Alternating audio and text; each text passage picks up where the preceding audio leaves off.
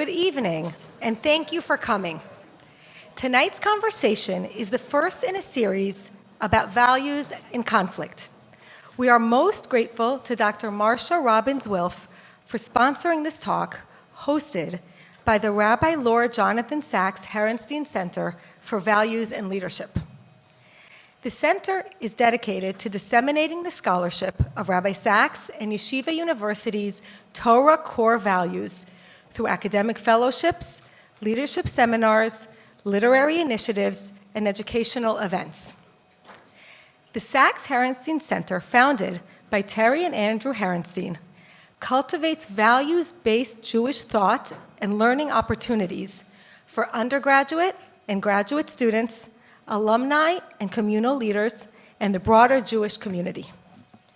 The center's programming helps students identify what matters to them, how to make positive change in their communities and the world, and how to serve as leaders for the public good. My name is Yael Muscat, and I'm the Dean of Mental Health and Wellness and the Director of the Counseling Center here at Yeshiva University. Tonight's conversation is at the heart of a Yeshiva University education and student experience. Our students are driven by a mission and passion to do right, to have purpose, and to make a difference.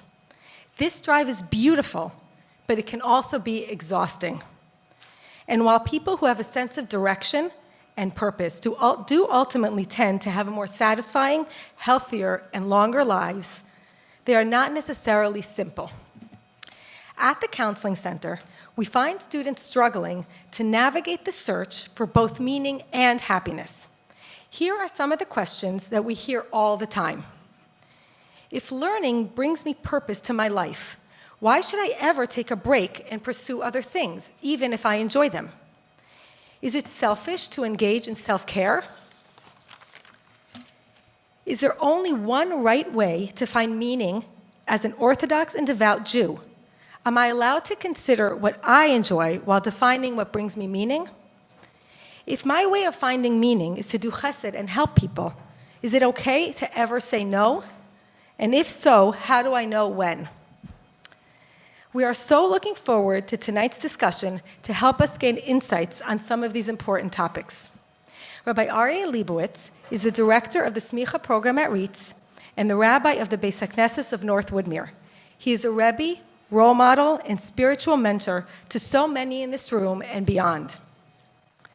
Professor Tal Ben-Shahar is a best-selling author in the arena of positive psychology and leadership. He's also the co-founder of Potential Life, a company that provides leadership programs based on the science of behavioral change to schools and organizations across the globe. And we are most fortunate to have our Vice Provost of Values and Leadership, Dr. Erica Brown, who directs the Sacks-Herenstein Center, to moderate tonight's important conversation. And welcome to the President. Good evening. Thank you, Yael, for your introduction, and thank you all for joining us. Acknowledge Terry Herenstein, acknowledge President Berman, and all of our wonderful guests. This new series, Values in Conflict, is designed to help us deeply mine two Jewish values that we hold deeply: happiness and meaning, and what they mean to us and what to do when they're in tension with each other. Of our 5 core values, Emet, Chaim, Adam, Chesed, and Zion, tonight's conversation represents an expression of Torat Adam, Yeshiva University's commitment to the significance of every human life, and the role that happiness and meaning occupy in the human condition. I can think of no better people to engage us in this conversation than Professor Tal Ben-Shahar and Rabbi Aryeh Lebowitz, both experts in their respective fields. So I'll start off with this question, Dr. Ben-Shahar, since we're old-timers here and you're our guest. You taught one of Harvard's most popular classes in positive psychology. You're going to have to wrestle with that microphone. Rabbi Lebowitz, I suggest you start now. With close to 1,000 students, would you be able, in a nutshell, to explain to the non-psychology majors in the room what positive psychology is and how you became interested in it. Al regel achat, standing on one foot, what is positive psychology? Positive psychology is the science of happiness, the science of well-being. So until recently, this whole realm of flourishing, of happiness, of joy, was really dominated by the self-help movement. What do we have there? We have books promising you the secret to the good life, the 5 steps to happiness. And then comes along a group of psychologists and said, wait a minute, we shouldn't leave this important realm to, albeit very charismatic, individuals who just make claims, unsubstantiated claims. So they decided to create a field, an academic field, that focuses on happiness, joy, love, strength, virtue, success, achievement, and so on. And that is very unusual, or was unusual in the field of psychology, because most of psychologists focused on depression, anxiety, crime, stereotypes, prejudice, and so on. So in many ways, positive psychology came to complete the picture. Instead of just focusing on what is not working, let's also focus on what is working. Now, why did I become interested in this field? I became interested in happiness because of my own unhappiness. So I served in the Israeli military at the age of 22, came over for an undergraduate at Harvard studying computer science. And dad's an engineer and mom is a microbiologist. In Israel then, of course, it wasn't yet the startup nation, but it was on its way, computer science, of course. And I found myself in my sophomore year doing very well academically, doing very well in athletics. I played squash, doing quite well socially, and yet being Do you know about our basketball team? I do. And do you know sure. about my son who plays basketball? We'll talk about it after. Okay, later. Yeah. I was very unhappy, and it didn't make sense to me that I was unhappy because I checked the boxes. And I realized it wasn't, I had a good excuse when I was in the army for being unhappy, many excuses, but when I was an undergrad, nice campus, great food, certainly compared to the army food,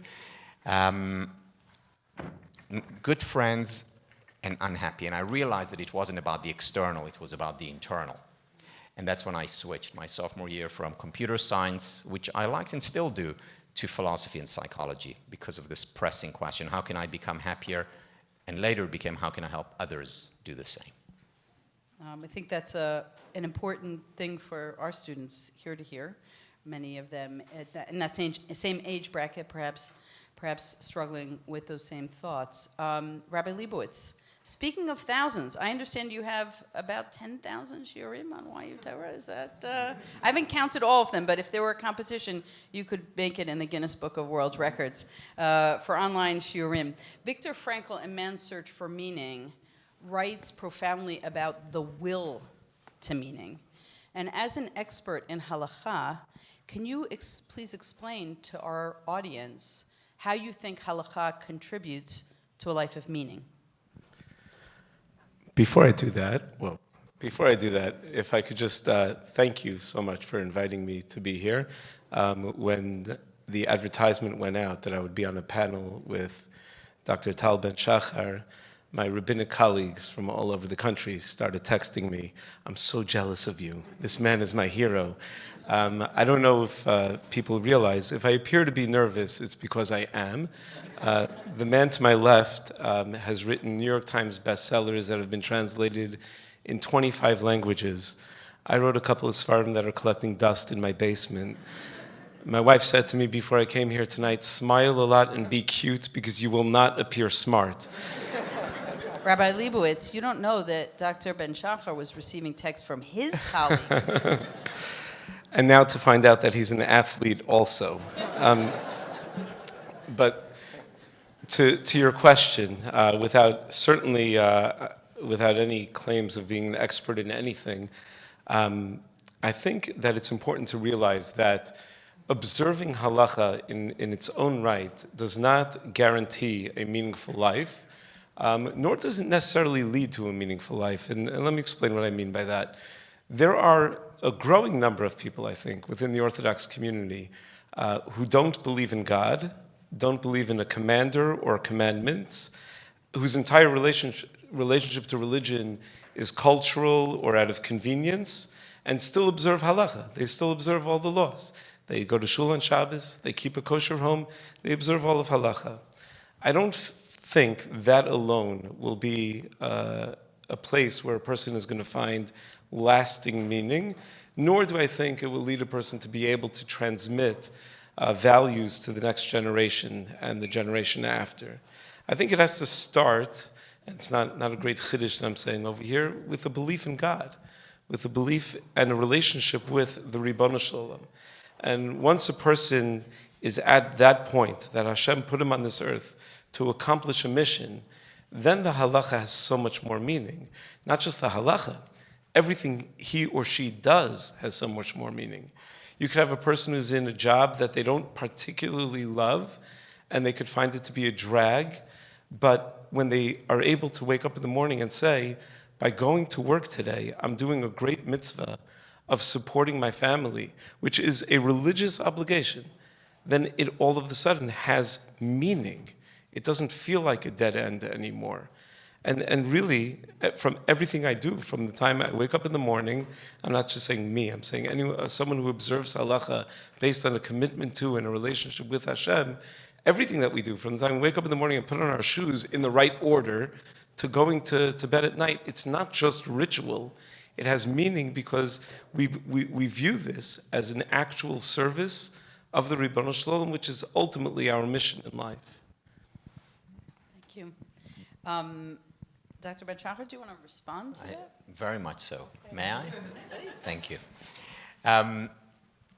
Thank you for your kind words, first of all. Thank you for inviting me here. Second of all, this is not my first time on campus, and I must say every time I come here, I'm filled with excitement and anticipation. The energy here, the things that are being done here are truly remarkable and so important, especially in today's world. So this makes it very meaningful for me to come here, and the topic of meaning is critical. You know, you talk about how a religious person wakes up in the morning and they have a sense of meaning and purpose. You know, they're here, you said, Hashem put me on earth to accomplish a mission. Albert Camus, the French existentialist, who was an atheist, said the following. He said, at every moment in my life, I have to make a decision. Do I have a cup of coffee or do I kill myself? Now, this is radical. He was a radical. But the idea here is that in order to have a reason for being, I have to manufacture it, to create it. Well, a person who has a sense of, a person who believes in God doesn't have that dilemma. Yeah, of course, they have difficult times, difficult experiences, challenges, that goes without saying. However, the basic fundamental key is that they have a sense of mission in life, and that is critical for happiness. It's no coincidence that so many of the existentialists are extremely unhappy, some of them to the extent that they do take the second option, i.e. they do not have a cup of coffee. Yeah. So I guess I want to turn to what you've said, Dr. Ben Shahar, and Happier, Learn the Secrets to Daily Joy and Lasting Fulfillment, which I purchased and read right when it came out years ago. You wrote that happiness is the highest on the hierarchy of goals, the end toward which all other ends lead. Elsewhere in that same book, you wrote, happiness, not money or prestige, should be regarded as the ultimate currency, the currency by which we take the measure of our lives. Do you still believe, reflecting on the book and the years, in the intervening years since you've written it, do you still believe that happiness is the ultimate currency? And what are the costs to society when happiness is the most supreme value? So yes, I certainly still believe that. By the way, that's not my original idea. Aristotle said it a couple of years before me. So you plagiarized, is what you're saying. I did, but it was no longer around. But I figured no one would notice. Who reads Aristotle anyway?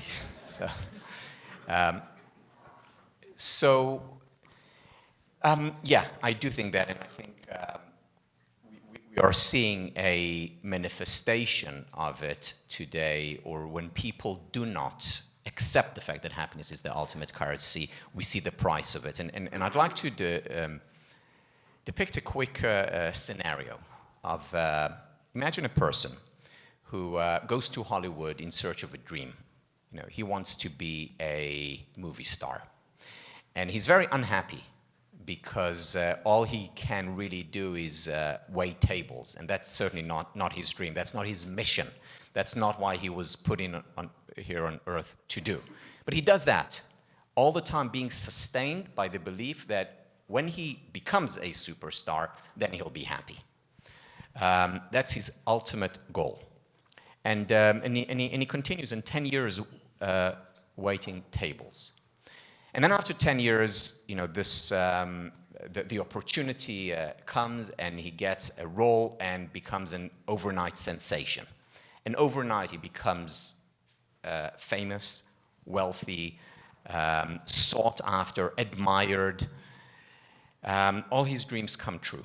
And he's happy, truly happy, finally happy.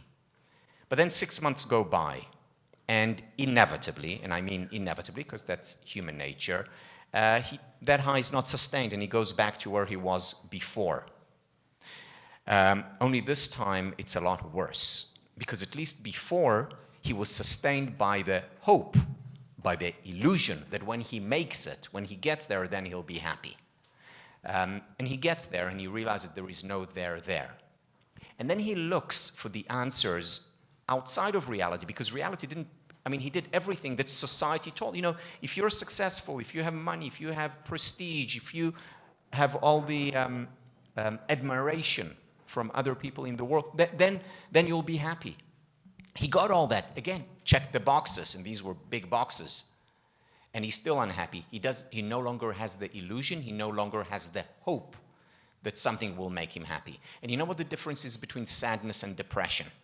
The difference between sadness and depression is that depression is sadness without hope. And the reason why, and then he looks for the answers outside of reality. What's outside of reality? Well, it could be alcohol, it could be drugs, or it could be, again, the ultimate exit from reality, suicide. And that's why we see so many of these cases of alcoholism, drug abuse, suicides among the rich and famous and successful. And we wonder how, why? And it's all because they do not understand the nature of the ultimate currency and what actually leads to the attainment of that ultimate currency. It's not the boxes that we're given. It's very different things. One of them, a central one, is, of course, a sense of meaning and purpose. Am I doing something that contributes in a meaningful way to the world? So happiness is the ultimate currency, and understanding what leads to that ultimate currency, what is the penultimate currencies, and there are a few of them, very important questions to ask. So I turn to you, Rabbi Lebowitz. Do you think happiness is the ultimate currency? Do you think that in Jewish law happiness is the ultimate currency? I'm not entirely sure what the phrase "the ultimate currency" means. But I do think it's what people are most looking for. I think for the most part, people are looking for it in the wrong places. Rav Moshe Feinstein has a beautiful essay in the back of the Darash Moshe on Chumash, where he describes what the four special parshios that we read leading up to Purim and Pesach are about, where he identifies 3 places that people look for happiness, they look for a sense of accomplishment, and he says that they're looking in the wrong place. He identifies intellectual accomplishment as a place where people assume that once they earn their PhD, once they are appointed a professor, once they get tenure, once they publish their first book, whatever it might be. A second thing that he identifies is power. And a third thing that he identifies is money.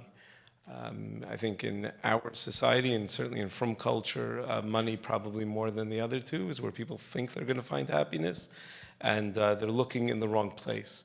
Now, the ultimate currency from a religious perspective isn't really necessarily happiness. It's really avodas Hashem, it's serving God.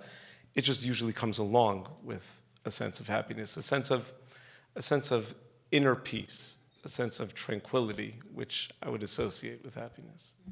So can I ask you another maybe follow-up question to that?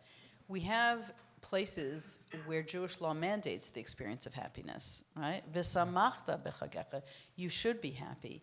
Do you think that for people who are not experiencing that, experiencing depression, how do they manage that fulfillment? Does it create additional misery because they can't achieve it? I don't think depression is the opposite of any of those mitzvos. Depression is a mental disorder that a person has. It's something that a person has to deal with, and it can take over a person's life. When we talk about particular times of the year where we're supposed to be happy, very often it's Jews have a lot of words for happiness. In Hebrew, there are a lot of different words. It's like the Eskimos have 50 words for snow. I don't think that's actually true, but I Googled it. I don't think it's but Jews have a lot of, you look at the Shavar Brachos that we say, Gila, Rina, Dita, Chedva, Sasan, Simcha, all of these different words for happiness. And a lot of them are very targeted. Ein Simcha ele bebasar, ein Simcha ele b'yayin. Is that real happiness? Excuse me. So I don't think that it's necessarily a contradiction. Excuse me, I'm sorry. I think a person who's suffering with depression has to work on navigating life. I don't think they have to work on navigating Zman Simchaseinu of Sukkot. I don't think that's their problem. Thank you. In his essay, The Pursuit of Joy, Rabbi Jonathan Sacks writes the happiness for Aristotle, your friend, also my friend, is the ultimate good at which all humans aim. He also cites J.D. Salinger, who once said, happiness is a solid, joy is a liquid. At the same time, Rabbi Sacks believed that joy, rather than happiness, was of primary significance to Judaism. So made a distinction between happiness and joy, which he defined joy as a sense of connection to other people or to God. It comes, he writes, from a different realm than happiness. It's a social emotion. It's the exhilaration we feel when we merge with others. It's the redemption of solitude. In other words, happiness is about individual satisfaction. Joy for him is about relational or dialogical experience. Do you agree with this distinction? Yeah, so I disagree with the distinction, but I agree with everything that Rabbi Sacks says. So is that a contradiction? You could stay now. Yeah, good. So the question is, of course, a question of definition. If you define happiness as solid and joy as liquid, then it's one kind of definition. If you define joy as something which is more lasting and happiness as something which is temporary, that's another definition. So my definition of happiness would be a lot closer to Rabbi Sacks' definition. In fact, it would include what Rabbi Sacks talked about as joy, because a very important part of happiness is our interaction with others. In fact, what the research clearly shows, there are some contradictory findings in research. What there are no contradictory findings is that the number one predictor of happiness is quality time we spend with other people, our connection to other people, and that also includes generosity and kindness and giving. I think there are, if I teach my audiences, the non-Jewish audiences, one word in Hebrew, and that's the word to give. And those of you who were in my previous lecture, I talk about this a lot. The one word that I teach everyone is the word natan, to give. And why do I teach that word? Because natan is a palindrome, nun taf nun, Or even if you spell it in Roman letters, Natan. It reads both ways. When I give, I receive. The best way to increase my happiness, and again, Rabbi Sacks would say, my joy, is through giving and generosity. So the question is, and that's why it's so important to define our terms, because very often many of the arguments are around.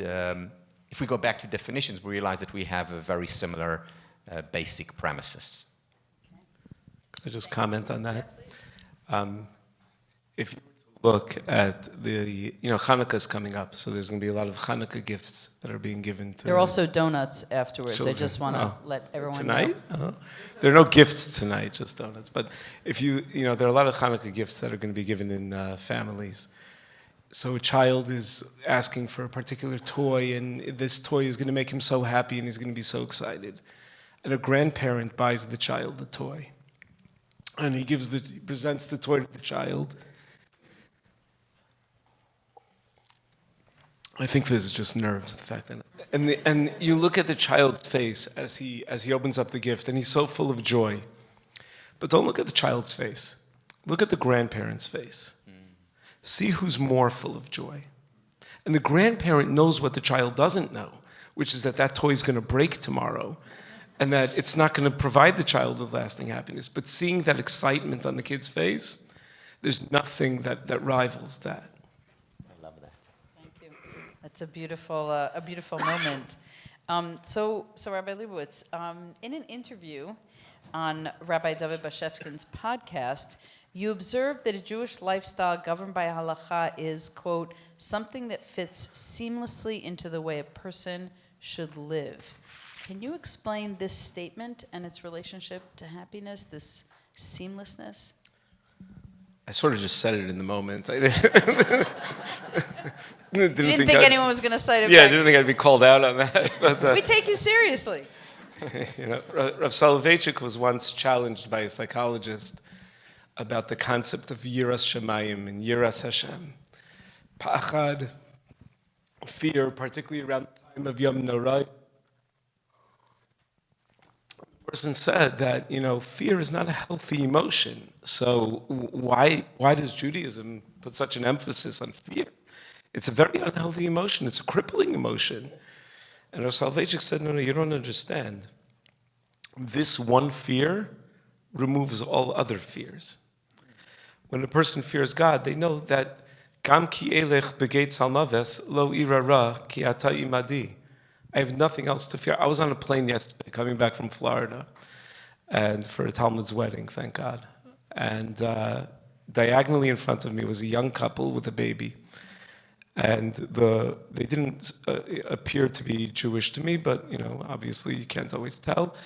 And the woman was sitting in the aisle seat. I was sitting in the aisle seat diagonally behind her, and she kept on looking at me like I was a terrorist or something. Like I wasn't sure what she was suspicious of. I was just trying to learn, or as far as you know, that's what I was doing. So, and she kept on looking at me, and finally, as we're picking up speed on the runway, and the plane is about to take off, she says, "Did you say the prayer for travelers?" I said, yes. And she's like, okay, thank God. And then every time we hit turbulence, she was terribly frightened. Meaning if a person can live their life with a certain sense of trust in the Ribono Shel Olam, to know that whatever comes my way, I'll be able to handle because God is there and He's with me. So it becomes a very healthy midah. So Halacha provides a roadmap, through life. And people like having direction in life. We like knowing what our goals and our actions ought to look like. And it's particularly true in traumatic times. And I think this is what I meant when I was talking to Rabbi Bashevskin. Yeah, as much water as you can bring. Just give me a whole... I think this is what I meant when I spoke to Rabbi Bashevskin. As a rabbi, we sometimes have to walk into a house right after someone passed away. And what you see in that house... Isn't it great that we're having this session on happiness and Dr. Van Schach was talking about suicide half the time and I'm talking about something. But what you see when you walk... That's why we're serving donuts. Yeah. What you see when you walk into the house are people who are lost, absolutely lost. They don't know where to look, where to turn, they're just lost. And then you start going through the halachos of aninus and start instructing on how to write a proper hesped. And all of a sudden, it's like there's direction, and they start doing, and they start becoming a person again. And I think that's what I meant. That's what we're going to go with. That's what I meant when I said that it fits seamlessly into the way a person should live, in that it gives a person direction in every moment of their life. Yeah, and I particularly appreciate that example, Rabbi Lebowitz, because when you think of being in an ambiguous situation, which is when you need the direction the most, right? When something happens and you're living in a place of uncertainty and deep vulnerability, and then suddenly there's these rituals. In fact, I'll just I asked Professor Ben Shahar what he's working on, and he mentioned a book. So can we give a sneak preview? Really, to your point. Yes, so I'll give a sneak preview, and then I want to comment on what you said, because I think there are some important learnings there for the seamlessness is meaningful. So my book is around rituals. Specifically, it's around bringing about lasting change. And when it comes to bringing about lasting change, philosophers had it wrong, theologians had it right. Specifically, Aristotle's teacher, or his teacher's teacher, was Socrates, who said, "To know the good is to do the good." And Socrates was very smart, but in this case, he was very wrong. To know the good is not necessarily to do the good. We know that being grateful and appreciative is very important, or being kind is very important, and yet so often we're not appreciative. We take for granted the good things in our lives. So just knowing the good is not enough. Theologians understood that, and that's why we have the 3 R's of change, with the first R being a reminder. We need to be reminded to be grateful, to say our Modeh Ani in the morning. Second, we need repetition. I knew the tefillah off by heart when I was 6 or 7. I knew it, but that wasn't enough. I still had to do it day in and day out. So repetition is important, and it's through the reminders and the repetition that rituals are embedded. Rituals, again, definition, as I define them, are embedded neural pathways, where our brain actually quite literally changes. So right now, we all have neural pathways in our brain associated with brushing our teeth. If you're a tennis player, you have rituals around your forehand. If you're a pianist, you have embedded neural pathways around certain pieces that you've played time and time again. Reminders, repetition, rituals, the 3 R's. That's how you bring about change. Now, talking about, say, morning rituals. In Judaism, it turns out, and today we have the research, the Shiva, the 30 days, the 1 year, these actually follow our nature in terms of recovery. So having these guidelines of what we do when we lose someone dear to us, that is, and again, written thousands of years ago. And today, what modern research, what neuroscience is showing, just how profound these rituals are. So there are so many lessons that can, in our tradition, that can teach us on how to seamlessly, not easily, but seamlessly live our lives. Because it's not easy to mourn. We struggle, we suffer. Fear is a natural human emotion. People who reject fear, who say, well, fear is harmful and therefore I'm not going to experience, actually turn out to experience much more fear. People who reject sadness, because I shouldn't be sad, I should be stronger, actually their sadness just increases, intensifies. So not easy, but seamlessly, I think is a very, very good choice of words. I think you guys could go into business together. You can see every rabbi in the country loves this man. Right. So when I sent you both the flyer for this evening, Dr. Ben Shahar, you responded that, in your words, I don't think a life of happiness conflicts with a life of meaning, but then they wouldn't have come. And we've talked about happiness and we've talked about meaning, but we didn't talk about the verses. And I wanted to share some of the highlights, if you will, of a 2016 Scientific American article by Scott Kaufman called "The Differences Between Happiness and Meaning in Life," which I think was very important in my own thinking about this, where he claims that happiness and meaning are two very strong motivators, and we've tended to put them together, but sometimes there are what he calls substantial trade-offs between seeking happiness and pursuing meaning. And so I wanted to share some of his observations and invite either of you, both of you, to react. And I'll just read 3 at a time. How about that? So that we'll all remember them. Finding one's life easier or difficult was related to happiness, but not meaning. Feeling healthy was related to happiness, but not meaning. Feeling good was related to happiness, but not meaning. Any thoughts or responses? Yes, many. So, it reminds me that Marty Seligman, the founder of positive psychology from UPenn, was interviewed on CNN when positive psychology, when he announced positive psychology, and they asked him on CNN, he being the happiness professor. So, Professor Seligman, what do you think of the state of the world today? He thinks for a few seconds, and then he says, in one word, good. In 2 words, not good. So, so yes, I have a lot to say about this. Easy, again, it's a question of definition. An easy life does not lead, as I see, does not lead to happiness. It actually, in the long term, leads to misery. One of the biggest mistakes, if not the biggest mistake, that parents make today is that they do all that they can to make the life of their child easy. Children don't need easy. Children need challenges, they need hardships, they need difficulties, they need support when necessary, but only when necessary. Maria Montessori, the great educator, said, don't do for the child what the child can do for him or herself. Let them struggle.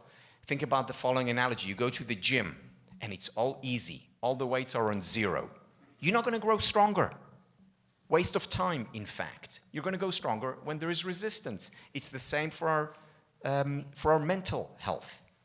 So when we have challenges, when we experience challenges, we need to learn to embrace them. I'm not saying enjoy them. It hurts when you lift a lot of weights. It's painful. And it's the same in life. And in the long term, short term we experience maybe pleasure, but not happiness. We need those struggles. I couldn't agree more. I would say I like him. I told you. I spent 18 years as a high school Rebbe. And what I found, a common mistake that high school teachers were making, certainly on the Limudei Kodesh side, was that they wanted the kids to feel good about themselves and to feel good about Judaism. So they kept lowering the bar. And it was such a mistake. Because if you keep lowering the bar, no matter how low you put it, the kid will find a way to crawl under it. But if you raise the bar and you give the tools that, along with hard work, they'll be able to accomplish, then a student will feel that sense of accomplishment, and there's nothing, money can't buy that feeling of accomplishment that a person has when they actually work at something, when they actually really accomplish something, and not just told, oh, it's good enough. And I think there are 2 elements here. So one, they feel good about the accomplishment, and second, they also gain tools to overcome similar challenges later. Okay, so in our substantial trade-offs category, I'm going to keep going. Scarcity of money reduced happiness more than meaning. People with more meaningful lives agreed that relationships are more important than achievements. And helping people in need was linked to meaning, but not happiness. Yeah. So I'll start with the last one. As I mentioned earlier, helping others is the best predictor of happiness. Does it provide meaning? Yes. So maybe let me put this in a larger context. So how do I define happiness? And again, I draw on the works of Viktor Frankl and Freud. I draw on the works of the Rambam and his philosopher, aka Aristotle. I draw on the work of Lao Tzu, as well as Marianne Evans, aka George Eliot.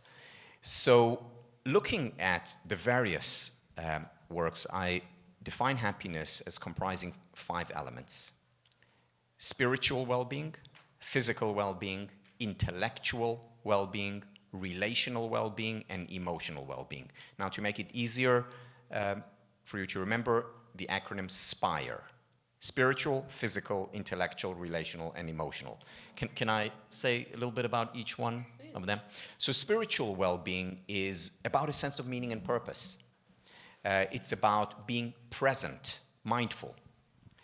Of course, we can find it in, when we go to shul or when we carry out God's mission. We can find it also in doing work that we find meaningful or in raising a family.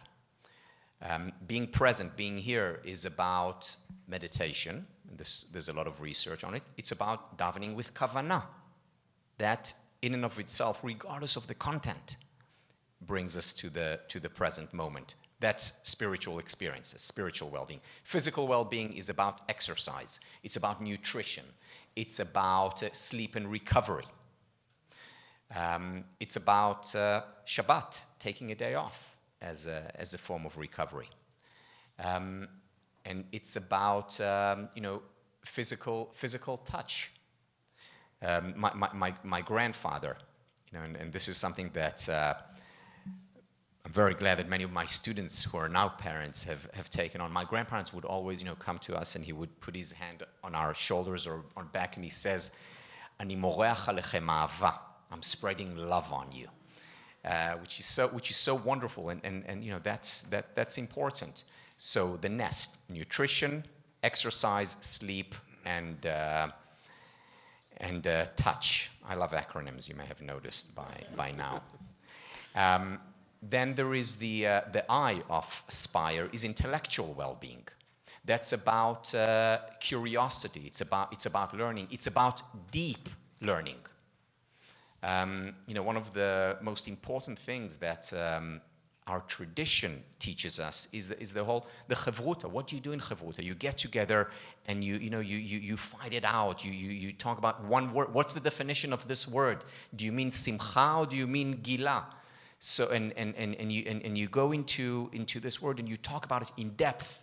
That's intellectual well-being. Intellectual well-being is about curiosity, the she'ela, asking questions. You know that there's research actually initially conducted in Israel, now replicated around the world. People who are curious are not just happier, they're not just more successful in the long term, they also live longer. I find that amazing. So curiosity kills the cat. It does the opposite to human beings, it turns out. So that's intellectual well-being. Then there is relational well-being. Again, number one predictor of happiness. Our relationships, kindness, generosity, that's all under relational well-being. And the last one is emotional well-being. And emotional well-being is about learning to accept and embrace painful emotions. When you mourn, that process, that's about emotional well-being, embracing, accepting painful emotions rather than rejecting them. It's also about cultivating pleasurable emotions such as gratitude. And again, I ask this very often when I speak to Jewish audiences, what's the first word that a Jew says in the morning? And the answer is very often, modeh ani. And I say, not the first 2 words, the first word. The first word is modeh. You don't speak like that in Hebrew. You don't say modeh ani. You don't say grateful I am. You say I am grateful. Ani modeh. And yet, the powers that be wanted modeh to be the first word that we say in the morning. And so gratitude, cultivating pleasurable emotions, is critical for happiness. But all these elements are important for happiness. It's spiritual, it's physical, intellectual, relational, and emotional. It's meaning that's important. It's generosity that's important. All these things make up happiness. Now, you can call it osher, or you can call it joy, or you can call it XYZ. The key is to define it and understand what are the antecedents of that, because that matters a lot. Yes. Wait, do you have an acronym for us, Rabbi Lebowitz?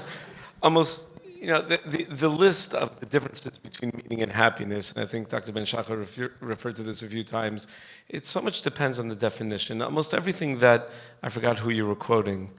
What was the name of the person you were quoting? Scott Kaufman. Scott Kaufman. So almost everything that he refers to as meaning, I would refer to as part of the definition of simcha.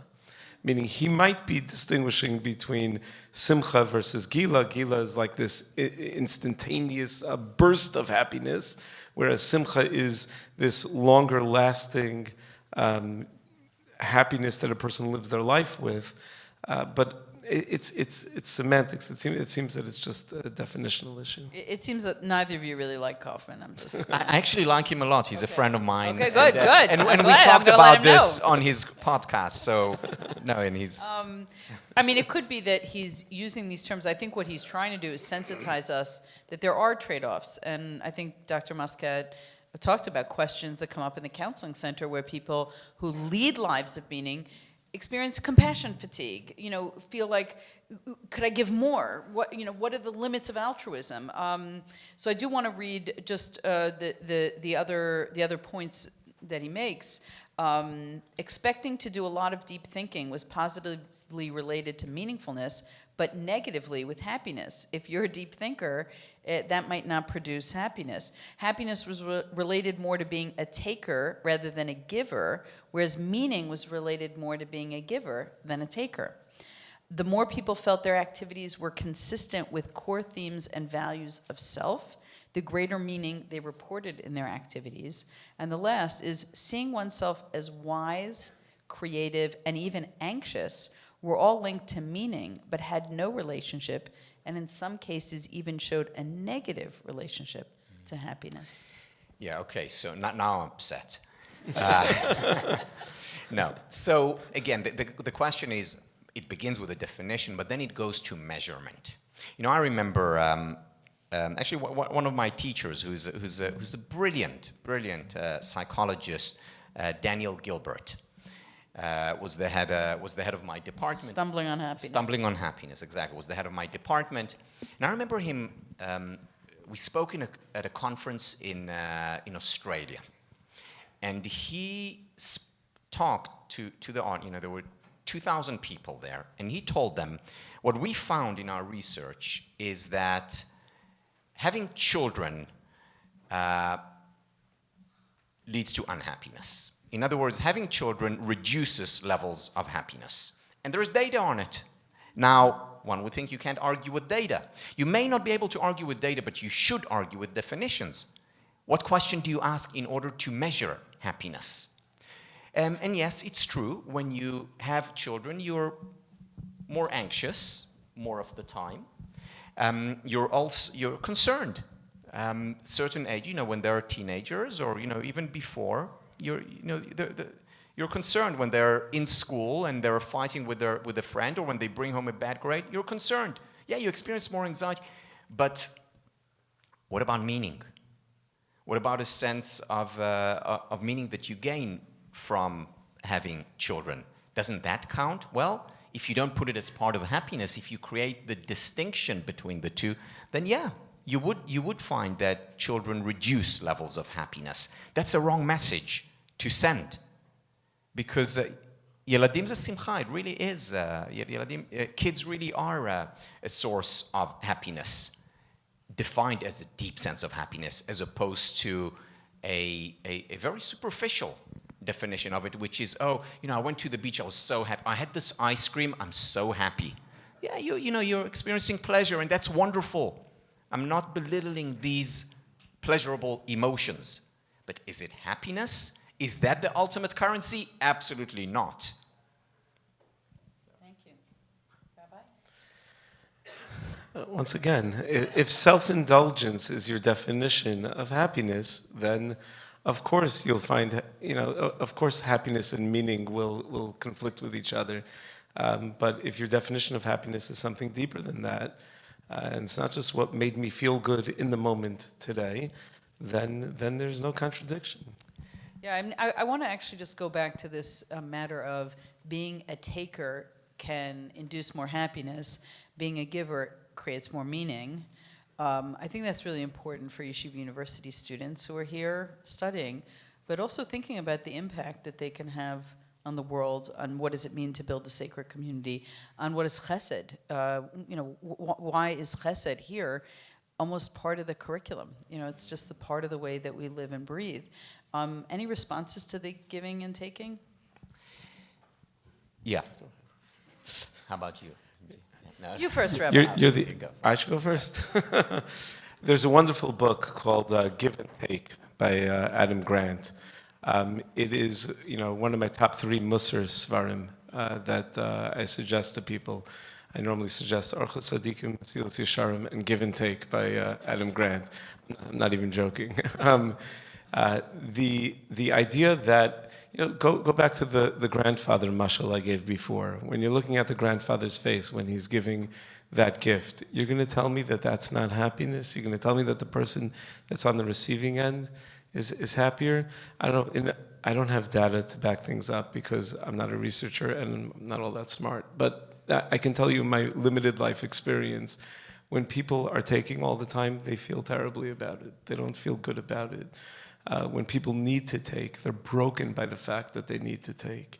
And, part of my job as a community rabbi, and often as a rebbe in yeshiva, is to try to figure out how to provide people in need with things that they need without them feeling like they're a taker, because it will break them to feel like they're a taker.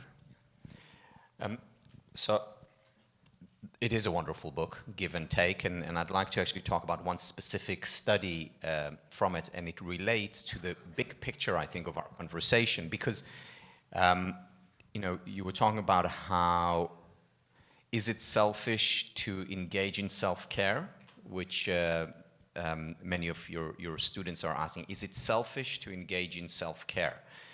And again, in one word, the answer is yes, and in 2 words, the answer is yes and. And I'll explain. There's a wonderful book that's another one of my favorites, which I highly recommend. Came out in 1994, so it's a prehistoric book in today's terms, by 2 Stanford professors, Porras and Collins, Jim Collins and Jerry Porras. And they wrote about extraordinary companies. The book is called Built to Last. It hasn't changed its name over the years. Built to Last. And in it, they write about characteristics of companies that are extraordinary. And at that time, 1994, companies like, again, this is Facebook, Google, companies like General Electric and Disney and Sony, and Procter & Gamble, so the big companies of the 20th century. And they asked what's unique about them and why are they unique. So what was unique about them is that they 16x regular market over the past 15 years. If you invested in them, you became rich. They were admired by most people. But what was unique about them? And they identify 12 myths and facts. One of the myths, in fact, by the way, one of them is they have a strong sense of vision and purpose. And in that book, I remember chapter 11, how ironic, they talk about how these companies have a very strong sense of vision. And they give the example of Judaism as having a strong vision, and that is what united the people over so many years, over so many difficulties, and created resilience and so on. So it's a great book, but one of the chapters is about the following myth and fact. These companies, they write, do not succumb to the tyranny of the or, O-R. Instead, they embrace the genius of the and. the genius of the and, A and D. And I love that because it's so meaningful. So for example, in the context of companies, they don't say, okay, so we have a strong core values that have been around for 100 years and we're not going to change. Or we're a company, we're constantly innovating, we're constantly changing. Rather, these companies, the genius of the and, they have a very strong core of values that they adhere to. And around these values, we're constantly innovating and changing. These companies are not saying we're all about empowerment. Employees can do whatever they want. This is, free for all. Or we'll tell them what they'll do. Micromanagement. Well, it's the genius of the and. Sometimes you need to micromanage. And sometimes you can just let go and free and easy, so to speak. The genius of the and. This so much applies to our conversation. It's not about, happiness or curiosity or giving, or it's the genius of the and. It's bringing these together for living a full and fulfilling life. And I want to go back to the question, is self-care selfish? The distinction that exists today in our culture between selfishness and selflessness is harmful. Why? Because pursuing happiness, and again, you can call it happiness or osher or simcha or, pick your word. Pursuing it is selfish. But the problem is that you go to the dictionary or the thesaurus and you look up selfish, you won't find nice things there. Selfish is associated with immoral or evil or inconsiderate, not nice. So I don't want to be all those things, and therefore I shouldn't be selfish. On the other hand, you go to selfless, and that's the negation of the self. And what Adam Grant, and this is the research I wanted to talk about, what Adam Grant shows is that givers versus matchers and takers are both the most successful individuals. Again, you have givers, matchers, and takers who are successful, but givers are the most successful, and givers are also the least successful. So you see them at the top performers and worst performers. The difference between the best and the worst performance, again, they're nice, they're kind, they're generous.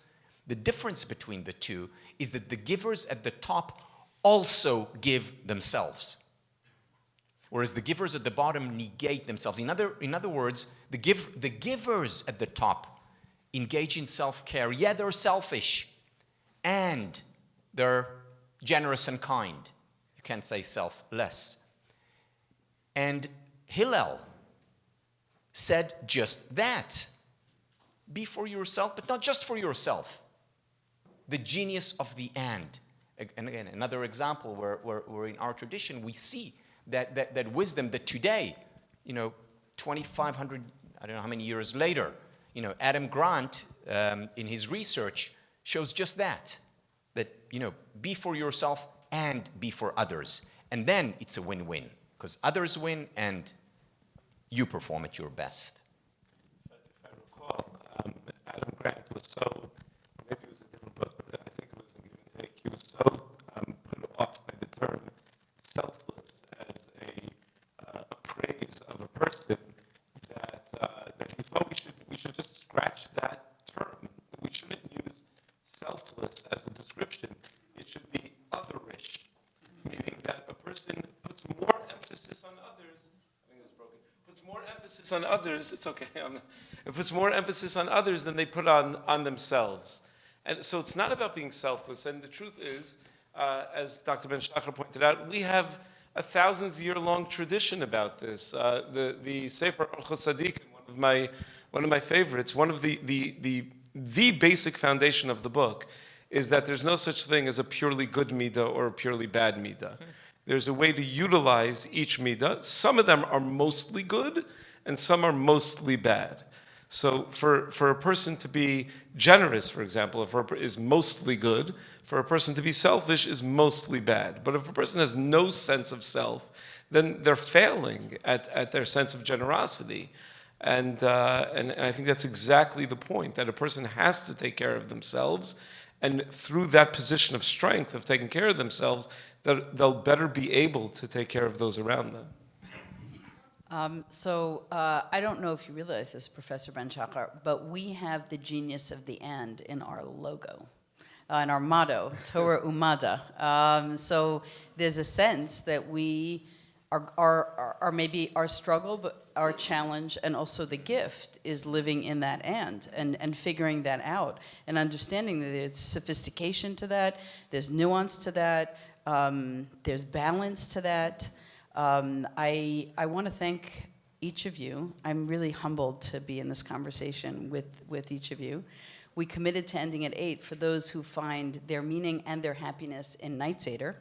And we will be here, we will remain here, and there are donuts and also Rabbi Jonathan Sacks' new stickers for your laptop computer. I thank you all for joining us, and I'm so grateful to be in conversation with the two of you. Thank you very much.